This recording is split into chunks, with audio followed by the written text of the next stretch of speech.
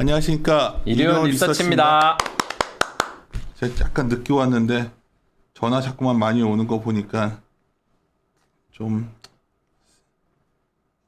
시장에 대해서 좀 우려들이 커지나 봐요. 전화 많이 오면 바닥 아니에요?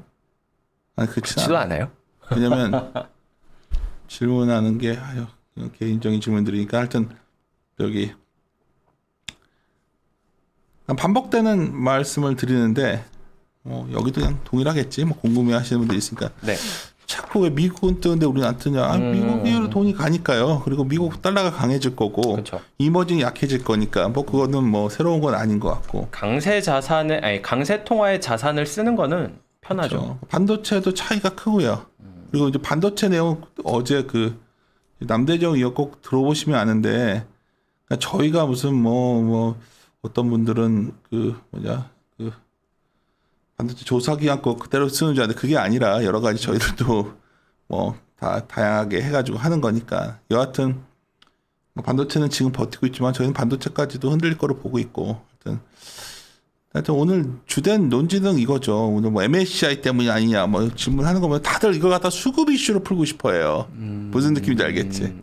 수급 이슈 때문이다. 단기적이다.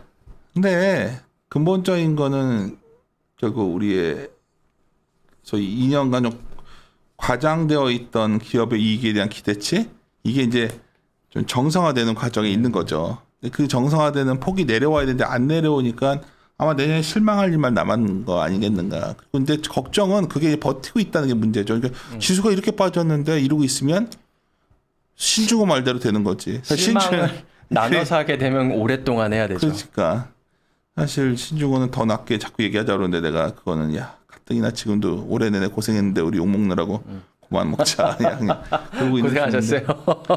그렇지 그냥 그랬는데 반도체도 저번 주 반도체도 계속 좀 더 세게 얘기해서 그것도 완화시키고 있는 중인데 사실 저희들은 뭐 새로운 얘기 우리끼리 논의해서 많이 하는 편인데 오늘도 느낀 거는 왜 이렇게 그냥 MSCI 이슈다 뭔가 이거 뭐 그냥 우리나라 욕하면 그만 국민연금 욕하고 막 하면은 기분은 좋아질지 모르지만 자신의 포트폴리오는 아무 관련이 없는 거거든요. 그러니까 제가 오늘 사실 헤럴드 경제 기고문 쓴 게 있는데 그 우리나라에서 제일 잘못된 믿음이 바이앤홀드에 대한 믿음인 것 같아. 그러니까 그게 이제 워렌 버핏이 원칙 2개 얘기했잖아요. 돈을 잃지 마라.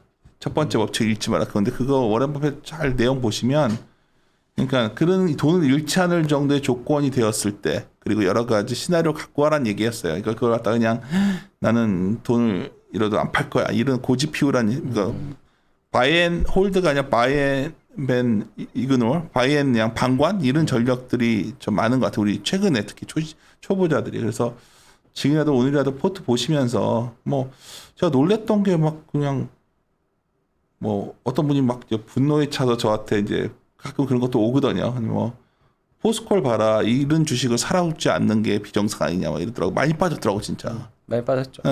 근데 이제 그런 걸 뭐 제가 다 설명할 이유는 없잖아요. 근데 뭐 그렇게 단순하게 접근할 필요가 있나? 시장에 좀 잘못된 믿음들이 많아진 것 같고 또 극단에는 그냥 테마틱 장세 뭐 메타버스 이쪽으로 가는 사람들이 있고 그러니까 그냥 극단 애들 다 있는 것 같은데 여하튼 오늘은 그런 얘기 하지 말고 네. 지금 최근에 하여튼 장외 주식도 관심 많으니까 그 시장에 네. 대해서 얘기 좀 합시다. 네, 예. 장외 주식 시장에 관련된 얘기고요. 표지 예쁘죠.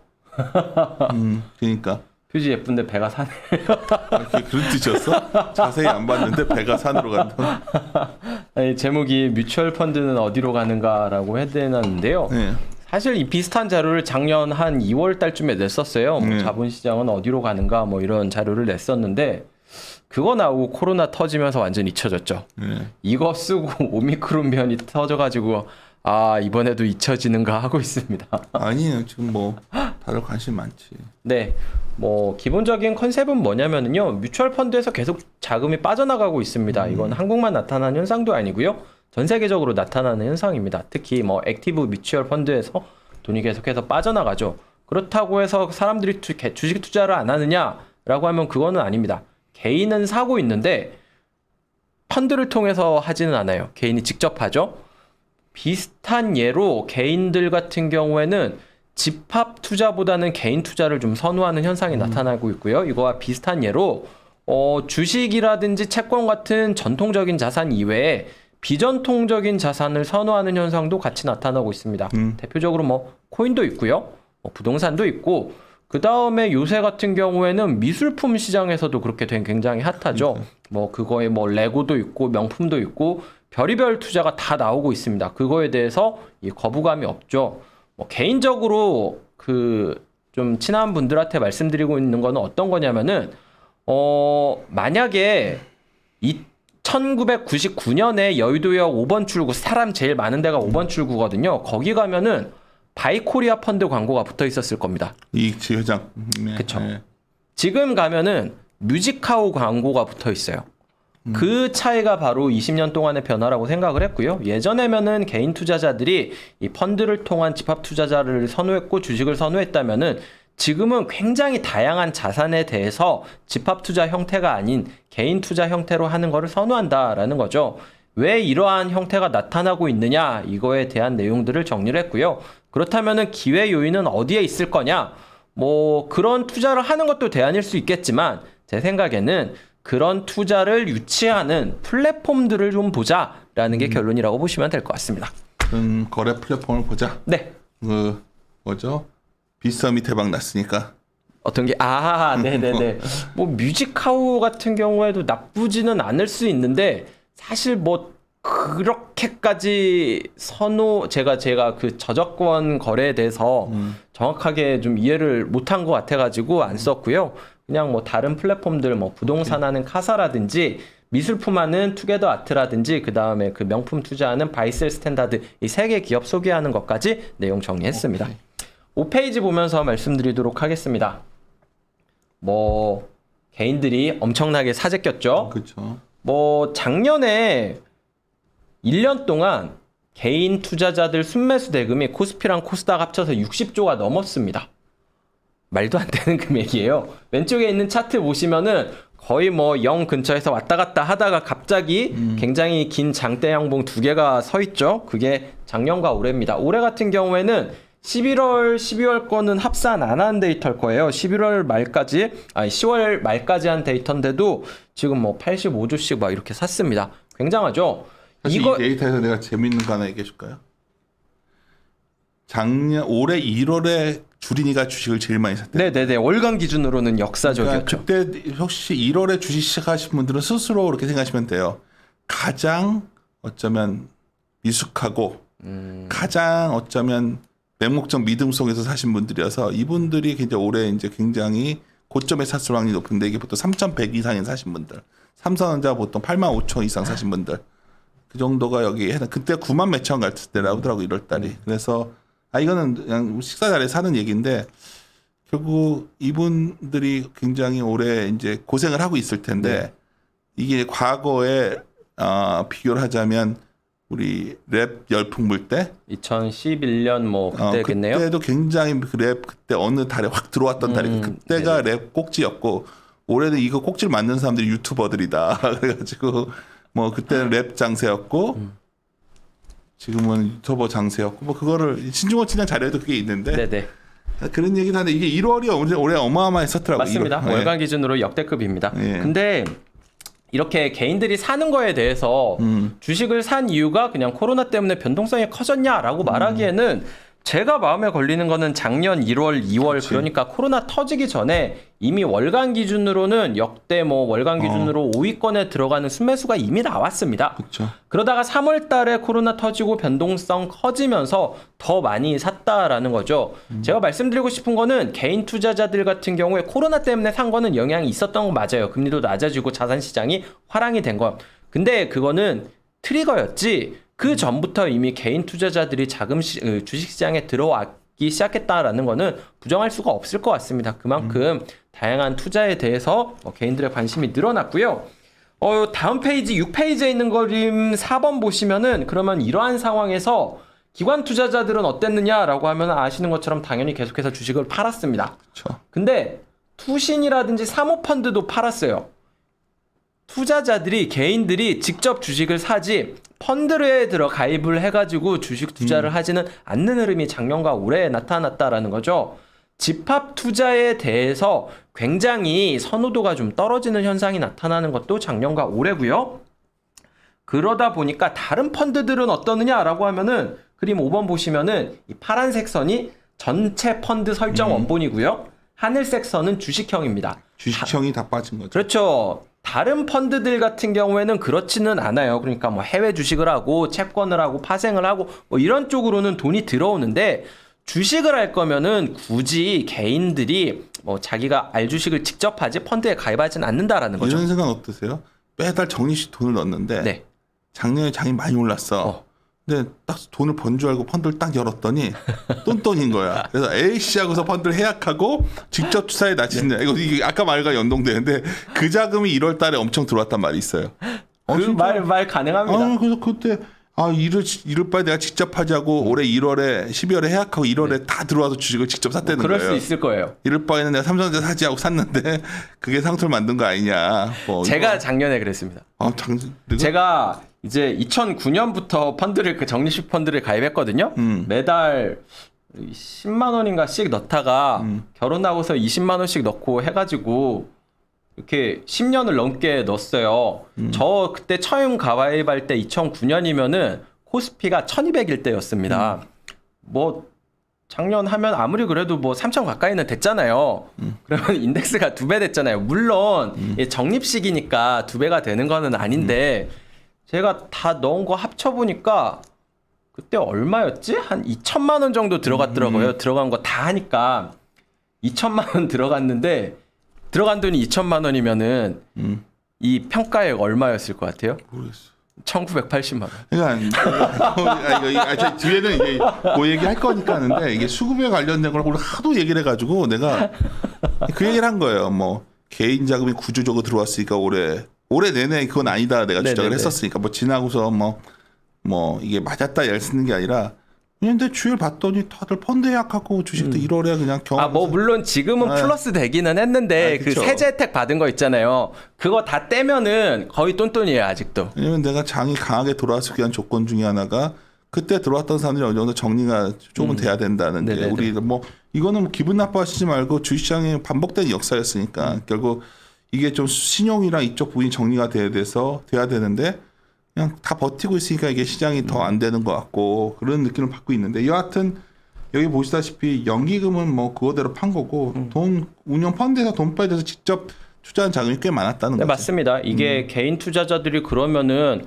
왜 이렇게 뮤추얼 펀드를 싫어하느냐라는 그러니까 싫어하는 거에 거지. 대해서 왜 이런 현상이 나타나는 거고 이거를 알아야지 좀 뮤추얼 펀드가 나가야 될 방향성도 찾을 수 있고 기회도 좀 찾을 수 있지 않을까라고 해가지고 좀 이것저것 논문들도 읽고 좀 생각들도 하고 하면서 정리한 자료다 이렇게 네. 보시면 될 것 같습니다.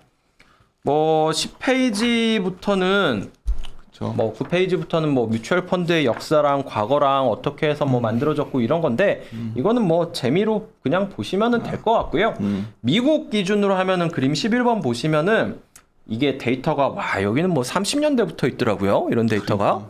참 부러워. 아유 정말 나는 뭐 100년. 포드 이 PER 긴 게 부러워. 아 그렇죠. 그거는 이게 참 뭐 이렇게 우리나라의 한계야 지금 데이터가 지금. 그렇죠. 한국 뭐 2000년 이후 데이터만 간신히 존재하는 수준인 거죠. 2002년 그 정도 이후라 그 봐야지. 정도 되면은 이제 뭐 전자공시도 하고 그러니까. 분기 실적도 그때쯤부터 나오기 시작하고 해가지고 뭐 그 정도 데이터가 좀 믿을 수 있을 만한 데이터죠. 그렇죠. 어쨌든 미국 같은 경우에는 전체 예금 자산이랑 전체 뮤추얼 펀드 자산의 역전이 일어난 게 1996년입니다. 어떻게 보면은 얼마 되지 않았어요. 데이터가 1934년부터 있는데 1996년에 대해서야 이제 뮤추얼 펀드 자산이 그 예금보다 더 높아진 거죠. 그만큼 뮤추얼 펀드 같은 경우에는 미국에서 굉장히 이 선호를 받고 있는 자산이었는데 미국에서도 뮤추얼 펀드에서는 자금이 계속 유출되고 있습니다.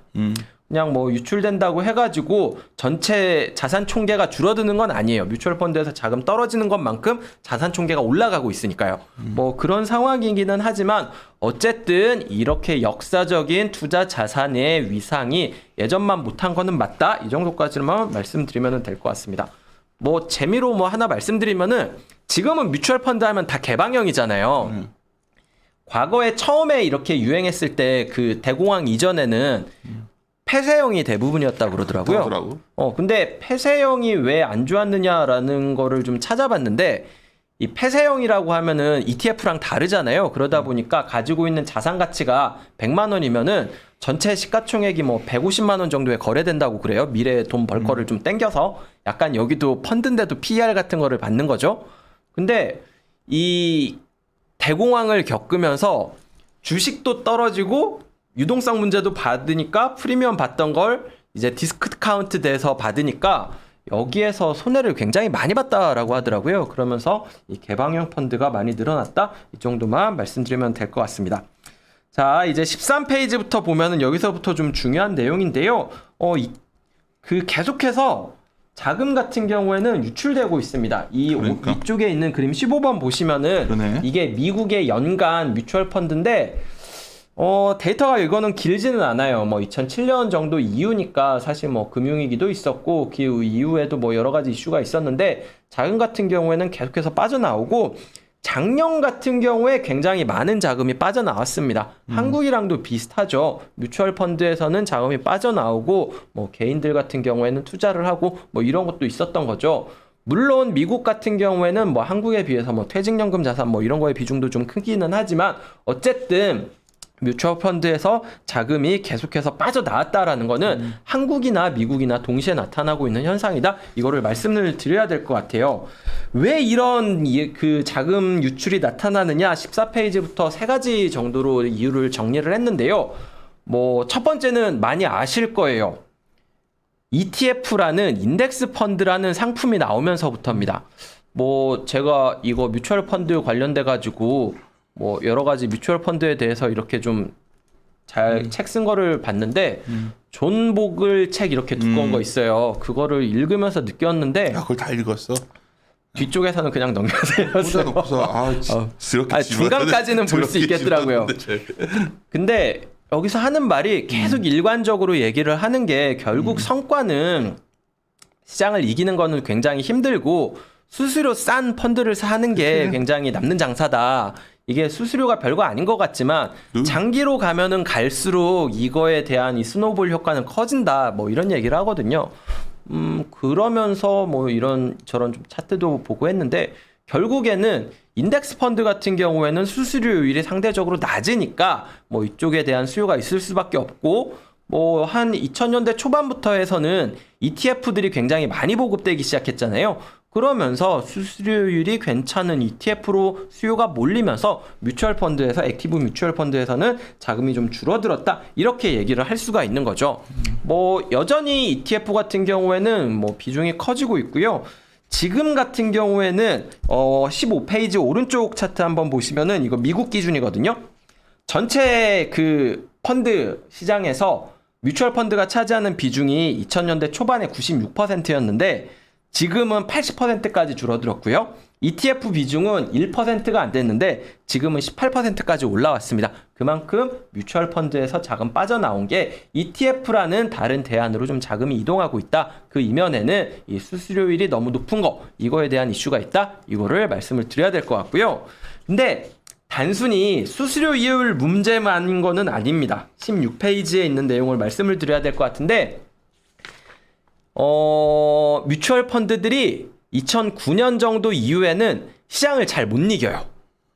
왜 이런 현상이 나타나냐면은 제 생각에는 과거에는 이 주식 시장이 효율적 시장으로 보면은 굉장히 좀 약형 효율적 시장이었다면은 최근에는 강형 효율적 시장으로 그치. 좀 많이 바뀌고 있는 거예요. 그러다 보니까 개인 투자자랑 전문 투자자랑 정보 격차가 여전히 나겠죠. 근데 과거만큼 많이 나지는 않는다라는 근데 거. 나는 그거에 대해서 최근에 굉장히 다른 생각을 갖게 됐어요. 네. 올해 시장을 보면서 격차가 굉장히 심하구나. 아, 그래요? 오히려 그 너무나 정보가 다양하게 하니까 이걸 갖다가 그냥 다들 이런 거 있잖아요. 옛날에 그 단과 가운 다 안 다녀봤죠. 단과 가운 막 강의하면 재밌는데 네네네. 머리는 하나도 안 남아요. 웃다가 끝나는 그런가? 거 그다음. 아, 그래요? 막 그렇죠. 뭐 저는 도움 됐던 것 같은데. 왜냐면 저는 공부를 열심히 안 했기 때문에 맨날 학원 듣고서 말고 학원 듣고 말고 그랬기 때문에 이게 뭐 자기가 스스로 어떤 책을 좀 나중에서야 이제 약간 이제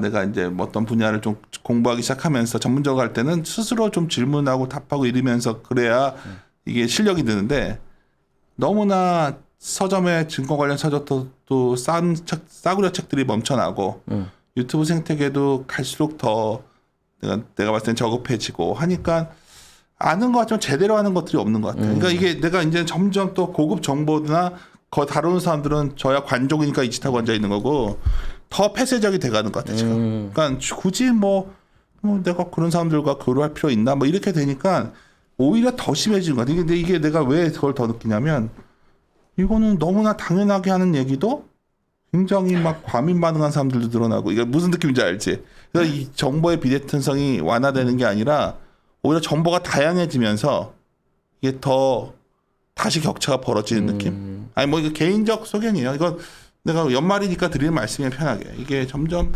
오히려 꼭 그렇게 물론 이런 말 이 내용과 어긋나는 내용인데 그러니까 굉장히 어떤 얘기인지는 알 것 스스로 같아요. 좀 파고 드셔야 되는 것 같아요. 그러니까 대표적으로 너무나 잘못 알려진 어떤 미신들이 많이 늘어나는 느낌? 정보가 많아지다 보니까 뭐 이렇게 접근성은 다들 좋은데 이게 누군가는 이게 말도 안 되는 정보라는 거를 판단하는 능력이 있고 누구는 그러니까. 이게 그 능력이 없으면은 그게 어떻게 보면 새로운 격차가 될 수도 그러니까 있겠죠. 같은 글을 읽어도 이거의 내용을 이해를 그러니까 정확히 그러니까 어려운 걸 많이 하다 막 너무 거창하고 막 큰 얘기들만 넘쳐나지 정작 사소한 것을 정확히 이해를 못하니까 이거 사람들이 좀 나는 어떨 때는 왜 저런 거를 잘 이해 못하지? 그런 생각이 들 때가 있는데 그래서 오늘은 뭐 사실 이 같이 뮤추얼펀드 자금 얘기를 하니까 이 얘기를 하다 보니까 그래서 저는 내년에 다시 좀 뮤추얼펀드에 돈 좀 들어가지 않을까 생각도 하는데 저는 뭐 그랬으면은 좋겠는데 뭐 저도 뮤추얼 펀드가 없어지거나 할 거라고 생각하지는 않습니다. 다만 뮤추얼 펀드들이 과거에 비해서 알파를 내기가 좀 더 어려운 환경이 된 거는 맞다라는 거죠. 단적인 예가 16페이지에 있는 그림 24번입니다. 이게 작년 미국 기준으로는 3월 25일이 그 S&P 500 바닥이었는데 이때 이후로 1년 동안 뮤추얼 펀드들이 벤치마크 S&P 500을 이긴 펀드의 비중을 나타낸 거예요. 전체 이긴 게 10%가 안 됩니다. 그러니까 1년 동안 상승하는 이게 참 장에서. 문제지 이게 사실. 그렇죠. 이런 상황에서 인덱스 아까 저 말씀드렸잖아요. 코스피가 2배 됐는데 왜 내 펀드가 진 똑같아? 그 이번에 올해 자금 들어 1월 자금에 핵심 원인이라고 네. 오랫동안 분석한 결과라고 얘기한 거야. 이거 근거 없는 거 아니야? 네. 뭐 이런 상황이 되니까 정말 뮤추얼 펀드를 하나 그냥 내가 하나 내가 하지 뭐. 그냥 뭐 다른 게 있냐라는 인식들을 했었던 것 같아요. 그런 상황에서 어차피 남이 할 거면은 ETF 하는 것도 낫지 않냐. ETF는 구조적으로 벤치마크를 이길 수가 없어요. 왜냐하면 수수료를 떼니까 벤치마크에 붙이는데 약간 마이너스가 되는 거죠. 근데 뮤추얼 펀드는 뭐 그렇지는 않으니까 차라리 그냥 인덱스 펀드 하겠다, 뭐 ETF 하겠다라는 생각들을 많이 한다는 거죠. 그러면서 ETF라든지 인덱스 펀드로 자금이 이동을 하면서 뮤추얼 펀드에서는 돈이 나갔다는 거고요. 그림 26번 17페이지에 있는 거 한번 봐주시겠어요? 아까는 그 뮤추얼 펀드랑 ETF랑만 비교를 했는데 이 액티브 뮤추얼 펀드랑 인덱스 뮤추얼 펀드랑 ETF랑 이렇게 다 나눠서 보면은 뭐 뮤추얼 펀드, 액티브 뮤추얼 펀드 저희가 흔히 생각하는 펀드라고 돼 있는 거에 대해서는 자금이 굉장히 많이 나가가지고 지금은 비중이 뭐 80% 정도까지 줄어들어 있는 상황이다 이렇게 말씀을 드려야 되는 거죠. 그만큼 80%, 60% 정도까지 줄어들어 있는 상황이다. 그만큼 이 과거만 이 액티브 펀드가 과거만 못하다, 위상이 그만큼 못하다 이 정도는 좀 말씀을 드려야 될 것 같아요. 18페이지에 있는 차트 하나만 더 보여드릴까요?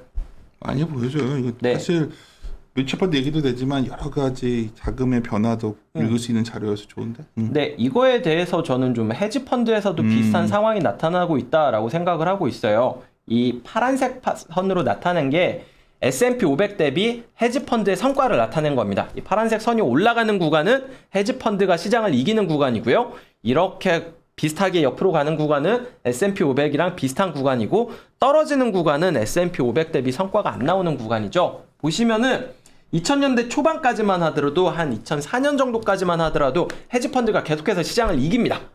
그러다가 금융위기 있는 한 2009년까지는 헤지펀드 성과나 S&P 500 성과나 큰 차이가 안 나죠. 2009년 이후로는 계속해서 헤지펀드가 S&P 500 수익률을 못 이깁니다. 아, 이거 신기하네. 그죠. 그만큼 알파를 내기 어렵다라는 것도 맞고요. 근데 그 알파를 내는 펀드도 수익을 많이 내잖아. 그렇지 않아? 맞습니다. 이거는 전체 평균이라서 그렇고요. 뮤추얼 펀드 상위 30%랑 인덱스 펀드 상위 30%랑 하면은 그 뮤추얼 펀드 상위 30%가 훨씬 성과가 좋죠. 그때 굉장히 유행하는 트렌드에 잘 탄 펀드들은 수익률이 확 좋죠. 아, 그렇죠. 뭐 작년에 아크도 그러지 않았나요? 뭐 계속해서 좋으냐라는 거는 좀 그치. 그 검증이 안 되기는 했지만 어쨌든 상위 성과로만 본다면은 뮤추얼 펀드가 당연히 좋죠. 그치. 뭐 근데 뮤추얼 펀드는 상위랑 하위랑 이 변동성이 크고 인덱스는 상위랑 하위랑 변동성이 적으니까 펀드를 뭐 선택해야 되는 스트레스는 좀 덜하기는 하죠. 인덱스가. 뭐 이런 차이는 있다. 뭐 아까 말씀드렸었던 금융위기 이유가 제가 스마트폰을 처음 썼던 게 한 2010년도 정도였던 것 같거든요. 그때가 한국에 아이폰 3GS가 들어왔을 때가 그때쯤이었습니다. 그때 이후로 해가지고 정보 격차라는 게 굉장히 많이 줄었던 것 같아요. 어떻게 보면은 그 이후에 개인들이 접근할 수 있는 정보도 굉장히 많아졌고요. 효율적 시장에 가까워졌을 수도 있고 그러다 보니까 정보가 퍼지는 속도도 굉장히 빨라지면서 반영되는 속도도 굉장히 주식시장의 가격에 그 정보가 반영되는 속도도 좀 빨라졌던 것 같고요. 그러다 보니까 기관 투자자가 뭐 시장을 이기기도 그만큼 좀 어려워지지 않았나라고 생각을 하고 있습니다. 인사이트로 성과를 내는 거지 예전처럼 뭐 정보 내가 빨리 얻어가지고 막 성과를 내고 그런 시장은 아니었다라는 거죠. 마지막으로 19페이지에 있는 내용 같은 경우에는 이 뮤추얼 펀드 같은 경우에는 자금을 쓸 때 저거를 못해요. 주식이랑 채권 이외에 다른 자산을 투자하기가 쉽지가 않습니다. 정확하게는 시가가 평가되지 않는 자산에 대해서 그 투자를 하기가 어려워요. 이게 좀 어려운 얘기로는 주인 대리인 이론이라고 하거든요. 제가 주인이고 돈의 주인이잖아요. 이 돈을 제 대리인인 펀드 매니저, 포트폴리오 매니저한테 맡겼는데 이 포트폴리오 매니저가 내 돈을 잘 운영하는지에 대해서 감시를 할 필요가 있습니다. 저는 어떤 걸 가지고 감시를 하고 있느냐? 당연히 이 평가한 금액이 얼마인지 수익률이 얼마인지 이거를 이용해서 저는 평가를 할 수가 있어요. 근데 시가 평가가 안 되는 자산, 대표적으로 부동산 같은 게 있죠.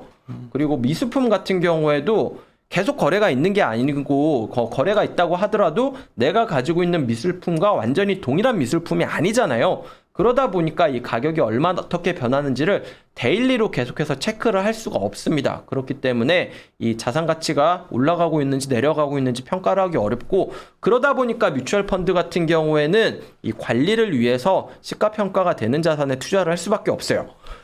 앞서 말씀드렸다시피 개인 투자자들 같은 경우에는 시가평가되는 자산 이외에도 미술품이라든지 럭셔리라든지 부동산이라든지 이런 거에 대해서도 굉장히 관심이 많아져 있는 상황이에요. 그런 상황에서 이 주식이랑 채권 위주의 포트폴리오를 구성할 수밖에 없는 뮤추얼 펀드 같은 경우에는 이 한계를 맞을 수밖에 없었다. 이런 말씀을 드리고 있는 겁니다. 시장이 바뀔 거라고 생각해요, 저는. 뭐 예를 들어서 대표적으로 이런 거죠. 지금 한국거래소에서 저희가 주식을 사잖아요. 주식을 팔면은 그 현금을 제 계좌에서 인출하는데 2일 이상 걸리잖아요. T+2일 이상 걸리잖아요. 그 이유가 뭐냐면은 내가 이렇게 거래를 하고 이 원장을 이해관계자들이 다 확인을 한 다음에 돈을 그 다음에야 뺄 수 있는 건데 그게 이틀이 걸리는 겁니다. 근데 지금 뭐 코인 같은 거 해보시는 분들 같은 경우에는 그게 동시에 일어나요. 원장 여기 확인이. 그러다 보니까 코인 팔면은 내 돈 바로 출금을 할 수 있습니다. 이런 블록체인 기반의 뭐 기술들이 도입되고 하면은 뭐 당연히 금융도 바뀌겠죠. 뭐 얘기 들어보니까 호주 거래소 같은 경우에는 실제로 추진을 하고 있고요. 그래가지고 이 블록체인 기반을 하는 거를 인프라를 만들어가지고 거래가 이루어지면 바로 인출을 할 수 있는 그런 시스템까지 가겠다라고 하고 있어요. 뭐든지 참 너무 빨라지는 게. 네. 그렇게 금융이 발전을 하고 있는 만큼 저도 좀 바뀔 거라고 생각을 하고 있는데 아직 그 바뀌는 과도기에서는 좀 뮤추얼 펀드에서는 좀 매력이 떨어진다라는 인식이 나올 수 있다라고 생각을 한다는 거죠. 생각을 해보시면은 10년 전문이라고 하면은 액티브 ETF 이런 거는 상상도 할 수 없었던 일이었어요. 그런데 뭐 아크 같은 데는 워낙 잘하잖아요. 그치. 한국에서도 도입을 해가지고 굉장히 요즘 인기 있는 상품이잖아요. 성과에 대해서는 아직 좀 검증 기간이 필요하겠지만 뮤추얼 펀드도 계속 바뀌지 않을까?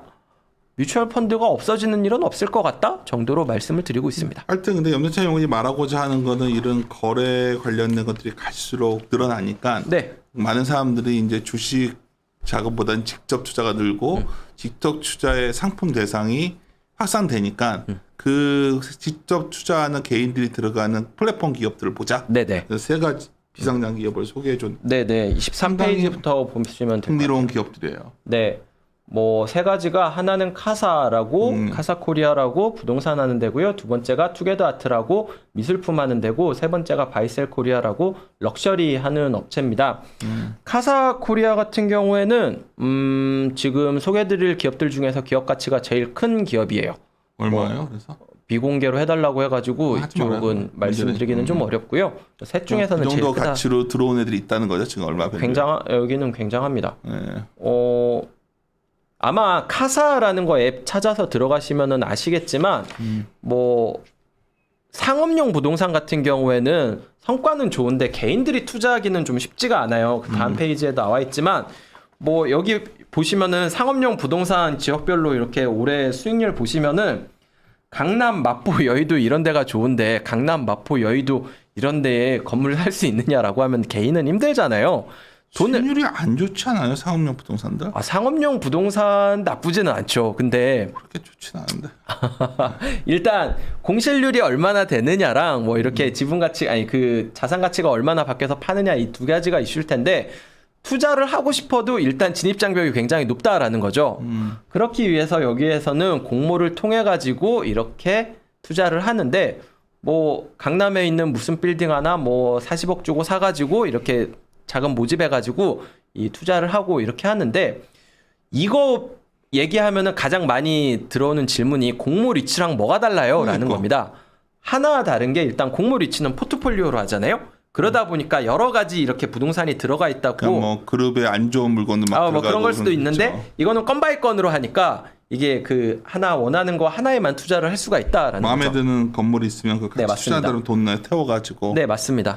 지금 같은 경우에는 한 3개 정도 공모를 했고요. 공모를 한 건물이 이제 팔리면은 투자자들한테 이렇게 돈을 나눠주고 중간에 월세 같은 거 받으면은 배당금 형태로 이렇게 나눠주고 여기에서 발생하는 금액 같은 경우에는 전부 그 배당 소득으로 준해 가지고 이렇게 과세를 합니다. 세율 같은 경우에도 나쁘지 않고 내가 만약에 건물을 샀는데 그거를 파면 양도소득세 내잖아요. 리츠 같은 경우에는 리츠가 그 중간에서 양도소득세를 내기 때문에 저한테 떨어질 때는 배당소득에 준해서 이렇게 내면은 됩니다. 여기도 마찬가지로 그런 식으로 투자를 해가지고 세금 측면에서도 좀 그 긍정적이다 이렇게 보고 있고요. 기업이 설립된 지는 좀 됐는데 본격적으로 영업을 한 건 올해 이렇게 건물 3개 공모했고 12월 달에 하나 더 공모하려고 준비 중인 것 같아요. 관심 있으신 분들 같은 경우에는 여기에서 좀 들어가서 보셔도 되고 뭐 투자자들 저는 뭐 여기 이런 투자 아이디어도 좋은데 이 카사코리아 같은 회사에 투자를 할 수 있다면은 그것도 괜찮지 않을까라고 생각을 하고 있습니다. 두 번, 우리 조윤혜 연구원이 투게더 아트에 대해서 뭐라고 그래? 여기 좋아해? 말고 이게 비슷한 기업들 몇 개 있거든요. 딴 데 더 좋아하시던데. 조윤혜는 지가 직접 그림 투자도 하고 막 이러기 때문에 아유, 저 거의 그분이 소개시켜줘가지고 다른 데 테사라고 있거든요. 거기도 가고 그랬었어요. 지나고서 하면 나한테 와가지고 뭐지? 상장 회사 중에 서울옥션인가? 나한테 전문님 이 주식이 몇 배 갈 거예요. 그래서 내가 얘가 다 좋은데 좀 밸류에이션 같은 거 너무 안 하네 하고서 내가 뭐라고 했었는데 우리 조윤혜 이쪽에 굉장히 관심이 많죠. 미술품 같은 경우에도 지금 최근에 굉장히 관심을 많이 받는 그 그래서 상품이고요. 내가 와이프랑 산책 코스가 있는데 이제 갈수록 요즘 더 늙기 전에 와이프랑 정답게 지내야겠다. 그래서 이제 매일 다니는데 더 늦기 전에라니. 왜냐면 더 늙으면 이제 같이 데이트하기도 더 힘들고 네. 하니까 그래서 내가 요새 이번에 크리스마스 날 조수미 음악회 끊어놨잖아. 와이프가 왜 안 하던 짓 한다고 막 뭐라고 했는데 내가 어디를 들어갔다가 내 코스가 우리 집에서 인사동을 걸어갈 때가 있거든. 인사동 처음에 딱 지나가다 어떤 그림이 너무 마음에 들어서 별로 유명하지도 않은 작가 같아가지고 딱 들어갔더니 벌써 보는 눈이 나를 저런 그림의 기획자도 모르는 인간이 들어와서 해서 물어보다가 나한테 아무 관심이 없더라고. 그래서 나도 괜히 이런 거는 얼마나 좋아했는데 진짜 비싸더라. 얼만데요? 한 30억에? 에이 그림이 좀 독특하고 조악했는데 요즘 스타일 알고 봤더니 난 조사해 봤더니 꽤 유명한 작가였더라. 그것도 모르고 나는 이런 그림들 뭐 얼마나 하겠자고 했는데 이게 호당 꽤 비싸더라고 그림들이. 생각보다 비싸더라. 내가 그래서 이런 얘기 왜 그림도 함부로 알아야 투자하지 이거. 네, 맞아요. 그래가지고 이 투게더 아트라는 회사는 기업 이름은 투게더 아트고요. 여기에서 운영하는 서비스가 아트 투게더예요. 헷갈려 죽겠어요. 투게더 아트랑 아트 투게더. 네, 거기서도 아까 부동산 했던 거랑 똑같습니다. 이제 미술품을 사 오면은 이거에 대해서 개인들한테 공모를 받아가지고 이렇게 옥션에서 받은 거를 판매를 하고요. 이 미술품이 팔리면은 그거를 다시 이렇게 투자자들한테 나눠주는 구조입니다. 여기에서 뭐 미술품 같은 경우에는 부동산이랑 다르게 월세를 받는 게 있냐라고 하면은 여기도 받는 게 있습니다. 전시료? 중간에 전시 같은 것도 해주고요. 뭐 일본의 유명한 그림 같은 경우에는 뭐 일식당 이런 데서 이렇게 렌트해줘가지고 이렇게 해주고 뭐 그런 것도 있고 하더라고요. 이런 식으로 중간에 현금 흐름도 같이 발생을 하는 구조다. 이렇게 보시면 될 것 같아요. 아까 카사 같은 경우에는 이 상업용 부동산이다 보니까 이게 건 바이 건 이게 하나씩이 굉장히 크잖아요. 그래가지고 3개 했지만 아직까지 뭐 부동산이 팔려가지고 이 차입금을 뭐 이렇게 투자자들에게 나눠주고 이거를 아직 한 적은 없어요. 투게더 아트 같은 경우에는 지금 뭐 해가지고 100작품 정도 공모를 했거든요. 그 중에서 한 19작품은 이미 팔렸다고 하더라고요. 근데 뭐 수익률 성과 보면은 한 50% 정도 돼요. 꽤 괜찮습니다. 이게 거기다가 1년도 안 가지고 있었는데 뭐 팔려가지고 뭐 50%씩 됐으면은 꽤 나쁘지 않고 뭐 여기에서도 구조 자체는 같습니다. 공모할 때 모으고 중간에 빠져나가고 싶으면은 이렇게 여기 내부에 있는 거래소에서 이렇게 거래를 해도 되고 뭐 이런 모습이 그 플랫폼이다. 이렇게 보시면 될 것 같아요. 자, 투게더 아트 말씀을 드렸고요.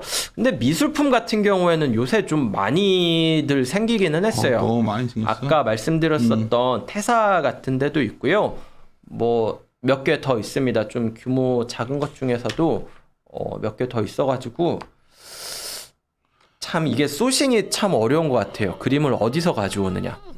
우리나라에 안경도 명품이 있다는 거 알아요? 안경이요? 있기는 뭐더라? 한데 그게 투자 자산으로도 쓰네요. 아니 그 회사 있는데 이름을 까먹었다. 그 심사하느라고 내가 오늘 심사 들어갔었는데. 심사도 하셨어요? 그 기업할 때는 우리나라도 명품 안경점 있던데 도산공원에도 그 매장 있고 이름 까먹었는데 무슨 되게 유명하고 깜짝 놀랐어 우리나라에서도. 그래서 내가 얼마나 촌스럽게 아는 척은 해야 돼. 제조업체예요? 그럼 엄청 유명한 회사야. 그래서 최근에 하여튼 그래 럭셔리 아침에 그래서 럭셔리 시장 데이터를 좀 봤었는데 네, 마지막에 놀랍더라고. 거는 럭셔리 투자 업체인데 럭셔리를 투자 상품으로 하는 거는 사실 좀 굉장히 납득하기 어려운 처음에는 받아들이기 어려웠기는 한데 성과가 나오니까 뭐 저희 농담으로 막 샤테크 이런 얘기 하잖아요. 샤넬백 계속 들고 있다가 이렇게 팔아도 오히려 남는 장사다 뭐 이런 얘기 하는데 여기 같은 경우에는 소싱을 해가지고 이 포장도 안 뜯은 그거를 이렇게 팔더라고요. 그런 거를 모집을 하는데 리셀인데? 네, 리셀. 사가지고 그냥 바로 포장 안 뜬 상태 넘기는 사람이 네네 있다는 맞습니다. 근데 가지고 있으면 가지고 있을수록 가격이 올라가잖아요. 여기 들어보니까 가방 같은 경우에는 이렇게 구입가랑 판매가랑 이 사이에 이렇게 갭은 있는데 이게 시간이 간다고 해가지고 가격이 막 이렇게 벌어지진 않는데요. 그냥 이렇게 가격 올린다라고 하면 한번 이렇게 벌어지는 거지. 그래가지고 오히려 이 시계가 좋다고 하더라고요. 그러니까 내가 결혼식에 롤렉스 콤비인데 살쪄가지고 이게 불편했을 때 잘 안 차거든. 근데 우리 아들이 계속 아빠 그거 주면 안 돼요. 그래서 내가 어느 날 주려고 그랬어. 네. 나안 차니까 줄려 했더니 와이프가 생각보다 비싸더라고. 롤렉스 콤비. 그러니까요. 이게 롤렉스 시계가 옛날에는 그 정도 이거는 시간을 오래 가지고 있으면 가격이 계속 올라간대요. 거기다가 안 뜯은 거면은 구할 수만 있으면은 정말 비싸다고 하더라고요. 제가 시계를 잘 몰라요. 나도 몰라. 그래가지고 잘 모르는데 이 바이셀 스탠다드는 피스라는 그 플랫폼을 운영하고요. 이 피스에서 자금을 모집하는데 2억 정도 모집하면은 1분이면 모은대요. 그럴 거야. 지금 한 5개 정도 모집했는데 잘 된다고 하더라고요. 이렇게 모아가지고 바로 성과 내고 하는데 지금 여기도 5개 모아서 하나는 이렇게 뭐 시계 같은 거 다 팔고 성과 나왔는데 여기도 뭐 6개월 기준으로 해가지고 한 성과 20% 정도 나오는 것 같아요. 내가 이것도 아까 이제 정보의 비대칭성 시작할 네네네. 때 거창하게 얘기했으니까 이런 것들도 이제 이런 거지. 이제 어떤 업체들이 이걸 다 사모처럼 만들어 가지고 빨리 팔 수 있게끔 공모받아가 그렇죠. 그런 것도 되게 많이 해. 네네. 그래서 밸류를 이게 시작되기 전에 밸류를 막 얘네들이 뭐 1,000억의 밸류로 들어가고 막 이렇게 들어가 놓는다고. 근데 되게 웃긴 거는 막상 이것들이 또 엄청나게 또 막 여러 가지 스토리텔링 하면서 엄청 비싸게 이제 너무 작은 시장도 많이 알려져 가지고 하여튼 이것도 되게 비대칭적으로 정보가 도는 것 같아요. 맞습니다. 요즘 진짜 문제가 있는 것 같아요. 내가 봤을 때. 여기 같은 경우에는 근데 특이한 게 일단 이 럭셔리 제품 예를 들어서 뭐 롤렉스 시계 같은 경우에는 구하기가 그렇게 어렵대요. 그렇지. 거기다가 완전히 새 거를 이렇게 백화점이 아니라 다른 데서 뭐 그래서 뭐 오픈런 뭐 이런 것도 많이 하고 그래가지고 계속 사가지고 가지고 있다가 이제 포트폴리오로 할 만큼 모이면은 그때 이제 자금을 모집하는 구조라서 그 시간 가치로 이렇게 가격 올라간 게 있잖아요. 그래가지고 여기에서 좀 성과가 이미 난다. 그 뭐라고 해야지? 소비자 가격 대비 리셀 가격 차이가 더 많이 난다. 이렇게 얘기를 하긴 하더라고요. 이런 생각 특이한 해봐. 아이템입니다. 사실 굉장히 오늘 중요한 내용이에요. 시장이 지금 어떤 트렌드를 갖고 있냐를 우리 염동찬 연구원이 이제 또 트렌드를 읽고서 해줬는데 오늘 아침 엄청 웃긴 뉴스 있었잖아요. 어떤 거요? 그 가상화폐 중에서 오미크론? 네, 있어요. 오미크론이라는 화폐가 있어요. 있었대. 10배 올랐대. 오미크론이라는 이름이 이게 들어갔기 뭐야. 때문에. 그러니까 내가 무슨 말 상징적 사건이라는 거지. 그러니까 이게 뭐냐면 사람들이 이제 그냥 어떤 이미지에 베팅하는 게 너무 익숙해져가지고 맞습니다. 어떤 가치를 안 보려는 경향이 커졌어요. 이게 굉장히 위험한 시그널이 나오는 거거든 지금. 그래서 아침에 사실 외신에 나온 거예요. 오미크론 10배 올랐어. 네. 그래서 오미크론 바이러스 아무 상관도 없고 원래 있던 그렇죠. 아이 뭐 크리스 문자 이렇게 하다 보면 뒤쪽에 그런 나오는 거니까 당연히 잡코인이라고 하나 뭐 이런 거였다고 하더라고. 뭐 알트코인 뭐 이렇게는 하죠. 뭐 코인 만드는 거는 뭐 이렇게 그렇게 그렇죠. 어렵다고는 하지는 않는데 저는 아침에 그거 보기는 했어요. 이 반지의 제왕 쓴 작가 이름이 J.R.R. 톨킨이잖아요. 그 사람의 이름을 따라서 J.R.R. 토큰이라는 게 생겼다고. 톨킨이 아니라 토큰이에요. 근데 이제 반지의 제왕이 지금 시리즈물로 아마존에서 방영 준비하고 있잖아요. 방영하면 대박 난다고 이거. 그러니까 지금 거의 사실 내가 깜짝깜짝 놀랄 정도로 그냥 마치 내 더 놀라운 거는 막 이런 거 있잖아요. 요즘 제일 잘 나오는 게 포드 EPC 하나 긁어 와서 딱 보여주면서 이거 보라고. 막 이런 사람들도 있질 않나. 그래서 시장이 굉장히 피로도를 느끼고 있다 보고 있는데 하여튼 네, 아까 뭐 했던 거 뭐 피스 관련돼서 하나만 더 말씀드리면은 여기도 이제 럭셔리에서 그림으로 좀 영역을 그래요? 확장해가지고 같이 좀 소싱을 하는 게 좀 특징적이더라고요. 그러면서 뭐 시계도 아까 롤렉스 위주로 얘기를 했는데 저 그런 시계 브랜드 처음 들어봤는데 이거 뭐 파텍 필립 뭐 이런 거 들어보셨어요? 그거 몰라 나는 시계 관심 없다니까. 이게 진짜 비싼 시계래요. 뭐 그런 것도 뭐 소싱을 하더라고요. 그 시계 하나랑 그림 하나랑 합치면은 2억 정도 한대요. 시계 하나랑 그림 하나 2개 합쳐서 뭐 그런데도 이렇게 소싱을 해가지고 뭐 한다고 그냥 하더라고요. 그거를 같이 구매해서 네. 가치가 올라가길 기다리자는 거 아니야 이게. 뭐 그것도 있고 여기서 이제 회사 하나를 리셀 플랫폼을 하나 더 설립을 해가지고 이쪽에서 모집하고 이쪽에서 팔고 뭐 이런 거를 같이 하려고 하는 이런 에코시스템을 만들려고 하더라고요. 특이한 아이템입니다. 사실 우리 염다차 연구원이 굉장히 장외 쪽을 많이 뒤지고 다니는데 난 궁금한 게 오히려 오늘 이 자료 얘기를 해야 되는데 자꾸 욕하시는 분들 있을 텐데 다니면서 느끼시는 봤을 때 요새 밸류를 너무 높게들 주는 것 같지 않아요? 아니 무슨 내가 아침 심사 들어가면 요즘 내가 그랬어. PER 밸류도 아니고 PSR 밸류도 안 해 이제. 할 수가 없어 지금. 네. 그런 거가 밖에서 얼마 밸류로 거래되고 그렇죠. 또 막 그것이 마치 미래에 뭐 10년 뒤에 어떤 그림이 그려지고 하면 막 정당화돼요. 나는 이제 꼭 토를 달지. 난 사인 안 한다. 그러면 이제 나한테 난 애널리스트니까 그거 사인 못하죠. 그런 거 투자할 수 없다. 그러니까 근데 요새 이게- 플랫폼들은 세일즈도 아니고 GMV라고 해가지고 거래 금액을 가지고 밸류에이션을 맞아요. 하겠다라고 얘기를 해요. 그러니까 어떤 거냐면은요, 이마트 가서 저희가 돈을 주고 뭔가 물건을 사잖아요. 그러면은 이마트의 매출액으로 잡아야 되는 거는 뭐 1,000원짜리를 이렇게 팔면은 거기에서 받는 뭐 수수료 뭐 이런 게 한 10원 정도 떨어진다라고 하면은 그 금액을 모은 게 매출액인데 그게 아니라 사실 팔리는 건 뭐 오리온 거 과자가 팔리는 건데 1,000원짜리가 팔리는 건데 이 1,000원을 그 거래액으로 잡아버리는 거죠. 왜? 그런 식으로 잡아가지고 우리가 이렇게 거래가 많이 되고 있는 플랫폼이다. 그러니까 밸류에이션을 많이 받아야 된다라고 얘기를 하는 거죠. 생각을 해보시면은 대표적인 게 당근마켓 같은 거죠. 중고거래 많이 하잖아요. 당연히 그 거래액은 굉장히 클 거예요. 그런데 사람들이 당근마켓에서 거래를 한다고 해가지고 당근마켓에서 매출액으로 잡힐 거리는 별로 없습니다.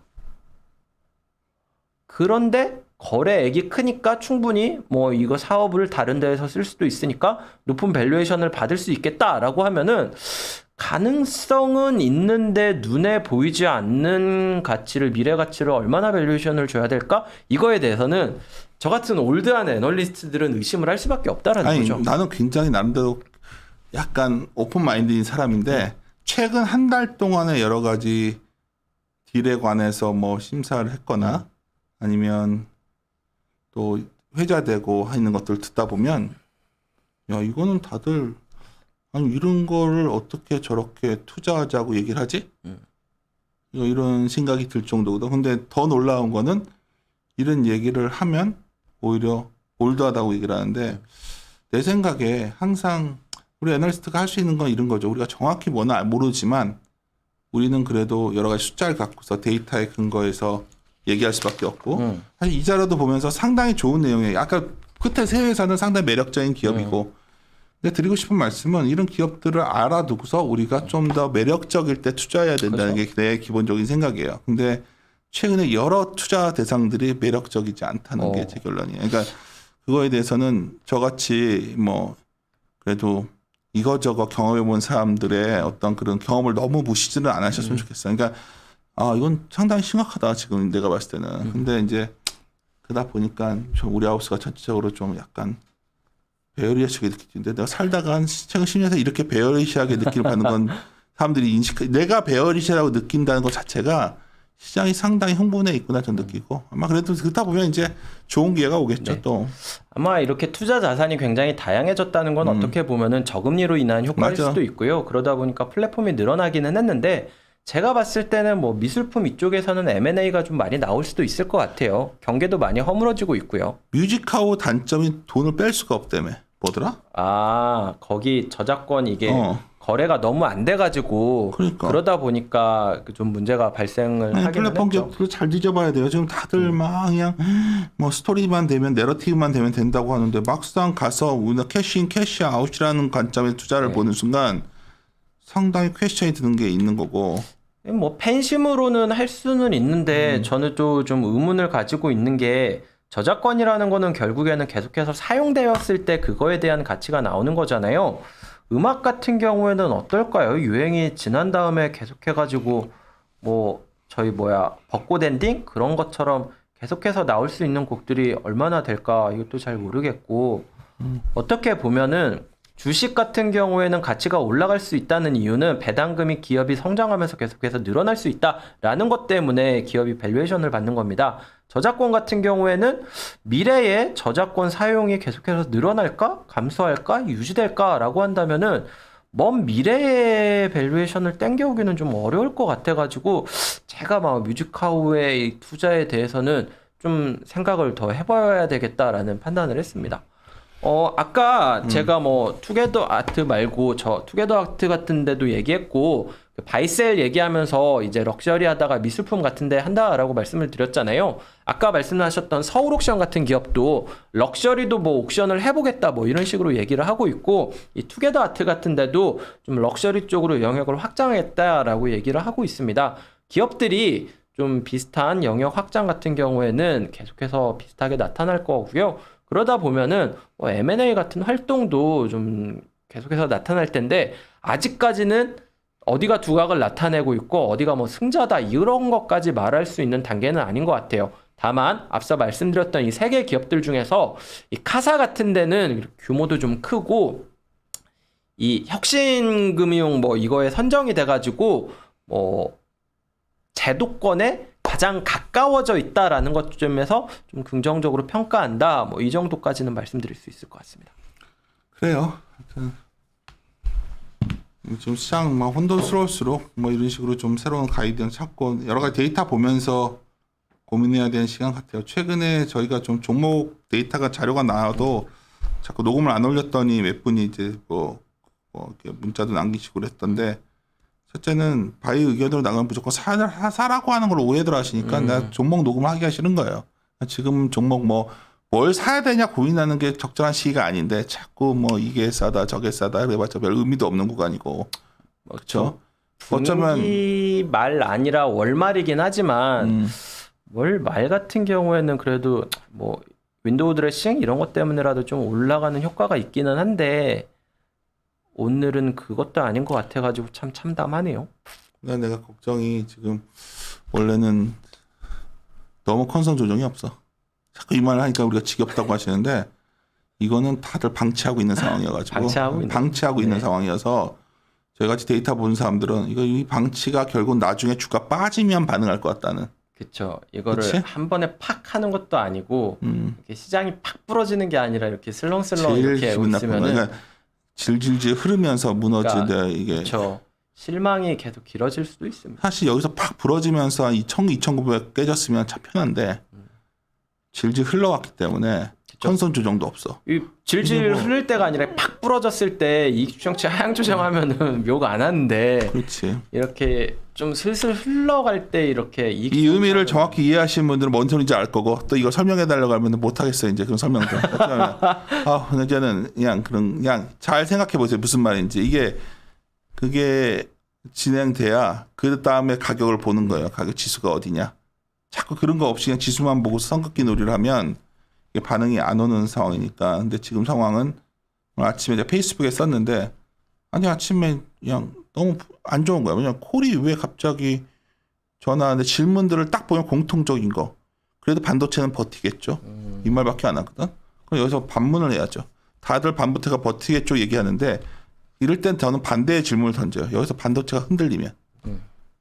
그 질문을 던지는 게 내가 봤을 때는 항상 주식은 어떤 다들 말하고 있는 거에서 반대편에서 의심을 들 때 거기 반응이 나오는 건데 그래서 저희는 근데 남대정 위원 자료를 잘 녹음을 들어보시라는 거예요. 만약에 우리가 틀리더라도 만약 그 방향이 나왔을 때는 어떤 흐름이 나올까 한번 그것도 시나리오를 짜보시면 저희가 3가지 시나리오를 제시하고 있는데 하여튼 좀 고민스러운 하루가 될 것 같습니다. 일단 마무리 짓고요. 하여튼 최근에 종목 녹음 안 하는 거는 배경으로 종목을 녹음하면 다들 그냥 무조건 돈 하나라도 있으면 더 살려고들 하고 있어가지고 종목 녹음을 안 하는 거예요. 제가 녹음을 하면 그냥 주식을 사야 되는 줄 아시니까 지금은 불확실성이 커지는 기간이기 때문에 최대한 현금을 보호하고 좀 그런 시기가 아닐까 저는 보고 있습니다. 예. 그런 의미에서 본다면 최근에 뮤추얼펀드 쪽에서 장외 쪽으로 그나마 돈들이 가는 이유도 그런 유통시장의 변화 가능성에 좀 피해 있고 싶어하는 경향도 있는 것 같아요. 지금. 근데 여기도 너무 비싸더라고. 밸류 비싼 것도 많죠. 아까 그것들은 괜찮더라고. 여기 있는 세종 기업은 되게 괜찮아요. 염동자문이 나름대로 선별한 기업이에요. 아유 열심히 다닙니다. 여러 군데 다녀서 고른 거니까 100개 다니면 3개 씁니다. 100개 다니면 3개 쓴 거예요. 진짜 이거. 그러니까 저희들이 뭐 쉽게 자료 쓰는 거 아니라는 건 좀 알아주시고 마무리 짓도록 하겠습니다. 함께 고민하시죠.